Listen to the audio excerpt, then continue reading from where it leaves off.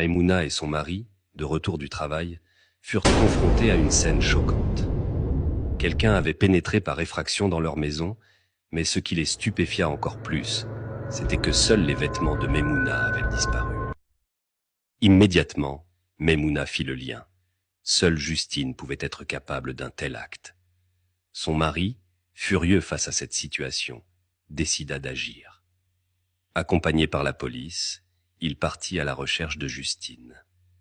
Déterminé, il interrogea toutes les femmes originaires du même pays qu'elle, certain que l'une d'entre elles saurait où la trouver.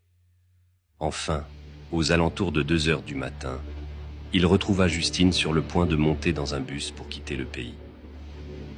Elle portait une robe appartenant à Maimouna, preuve de son audace incroyable. Cependant, ce fut la remarque du chauffeur du bus qui troubla le mari de Maimouna. « Surtout, ne la laissez pas toucher un mur », lui cria-t-il en guise d'avertissement. Ignorant cet avertissement mystérieux, le mari de Maimouna escorta Justine au commissariat. Là-bas, elle reconnut ses torts, mais toujours avec une attitude arrogante. Après l'interrogatoire, le commissaire lui demanda de retirer ses bagues et tous ses effets personnels, car elle allait être transférée. Justine refusa, affirmant que ces bagues lui appartenaient et qu'elle en ferait ce qu'elle voulait. Pendant qu'on lui parlait, Justine se frottait discrètement à un mur proche d'elle. Rien ne semblait se produire, mais le commissaire, vigilant, déclara avec fermeté « Si tu comptes sur quoi que ce soit pour te sortir de là, sache que j'ai vu bien pire.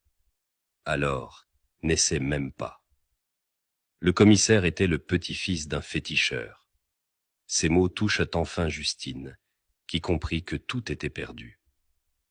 Elle baissa la tête et finit par rendre ses bagues. Elle fut d'abord condamnée à purger une peine au Niger avant d'être remise aux mains d'Interpol, qui l'escorta à la frontière et l'y abandonna. Depuis, nul ne sait ce qu'elle est devenue. Maimouna, profondément croyante et adepte de la lecture du Coran, vit dans cet événement la preuve de la protection divine, une leçon à retenir. Soyez prudents quant aux personnes que vous acceptez dans vos maisons, car toutes ne méritent pas votre confiance.